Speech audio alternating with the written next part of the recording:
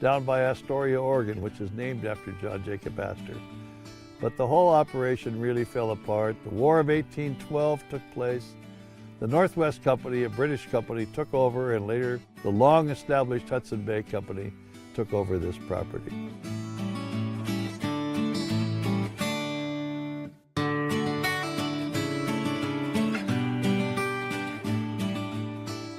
The site is still here. Where do we go, Steve? You know how this works. Okay, all right. You've done this before. That's right, your first time. First time. All right, Yeah. this is exciting. Okay. Thanks for the help, appreciate it. No problem.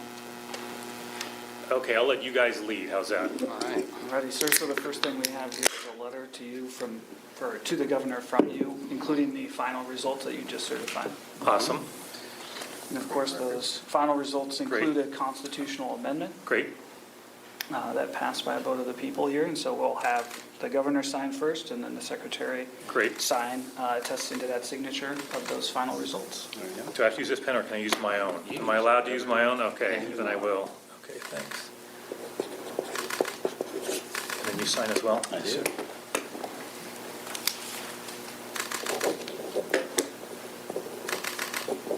See, it's pretty boring. So far.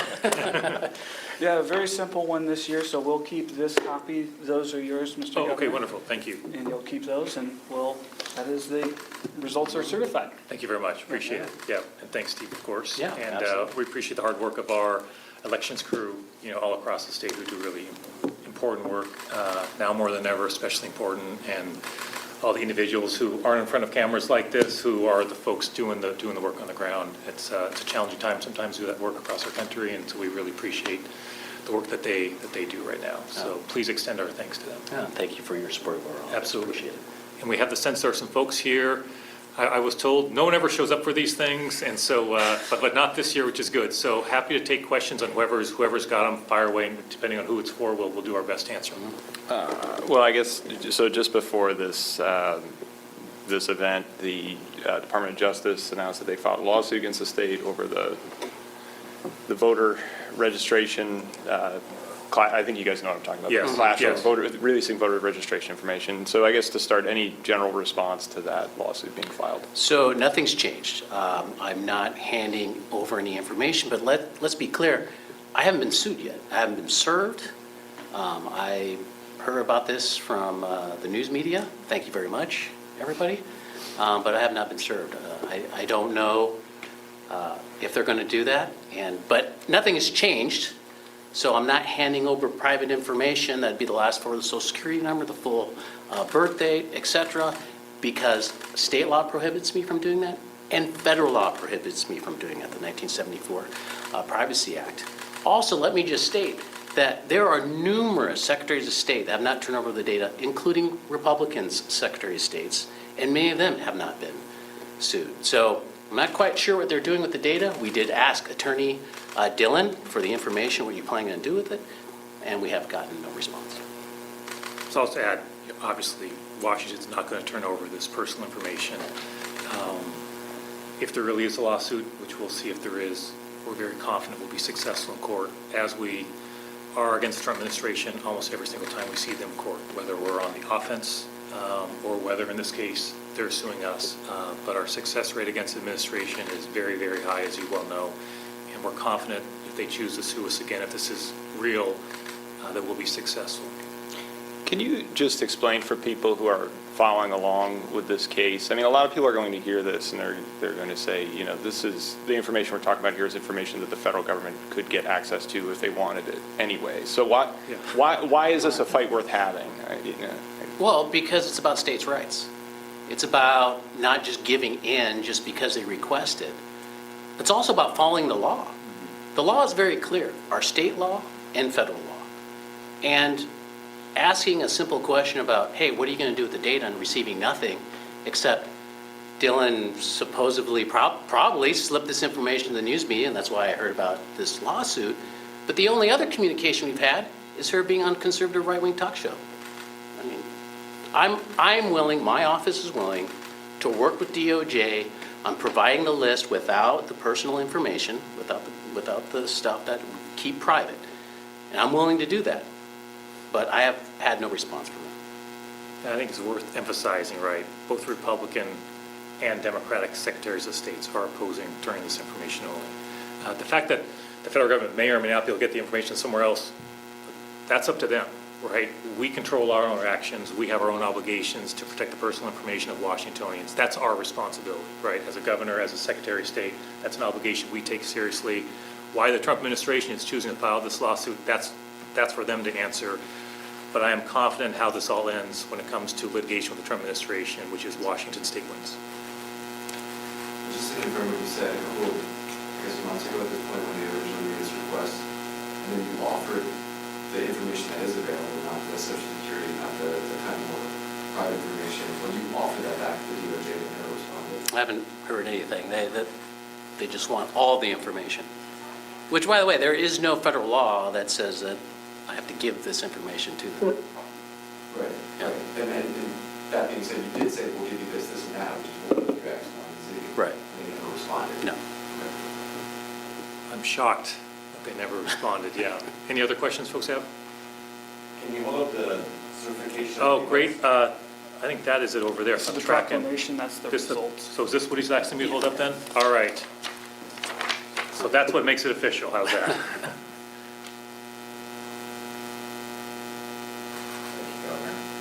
Thank you. And I was going to say, appreciate folks who are willing to run for office.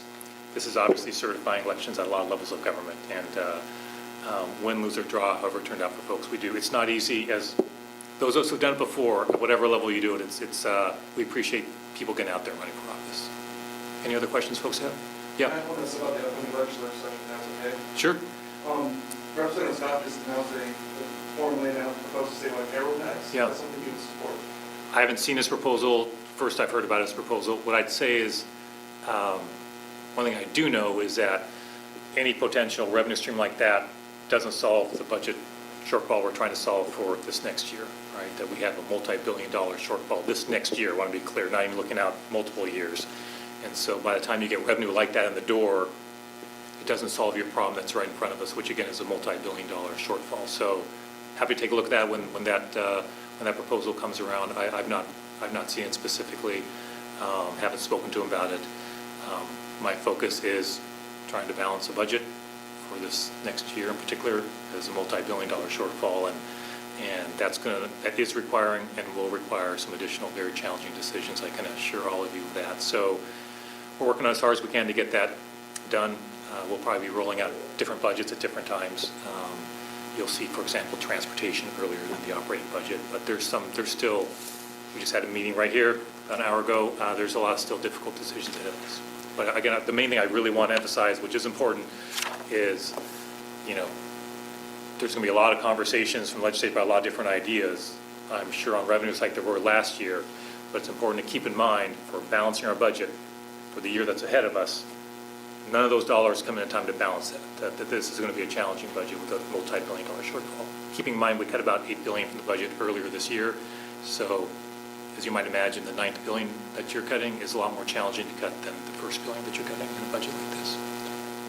I know you said previously, Governor, you're skeptical of new taxes, given the tax increases from this year. I mean, at this point, would you say that any tax proposals that lawmakers have put forward so far, that those are still on the table in your mind, but you're skeptical? Have you closed the door on the idea of new taxes as you put together? Is the door open to new taxes even though you're skeptical, I guess? All I'll say is, look, we've got a shortfall to fill. I haven't completed that assignment, right? So we're still short, and that's after already making some challenging decisions. So I haven't changed my opinion on anything I've told you before, right? That's all still the case. But the update is, it's not like we're at a point where I can say, hey, we have now closed this multi-billion-dollar shortfall, and now we're just finalizing the budget. That's not where we're at. We're still very much in the difficult decision mode. I've got multiple, if you look at my schedule, I'm sure it shows multiple budget meetings every single day at this stage, and has been for some time. So they're only adding to them, not lessening them, because we're still trying to close that out. So no update other than we're literally still working through it. Let me, I guess, ask it a different way, and fine if you don't want to answer, but I mean, do you see a path where you can bridge the shortfall the state is confronting with cuts only? I mean, you're putting together the budget right now. I mean, that's my plan. to bridge it with cuts only, no new taxes.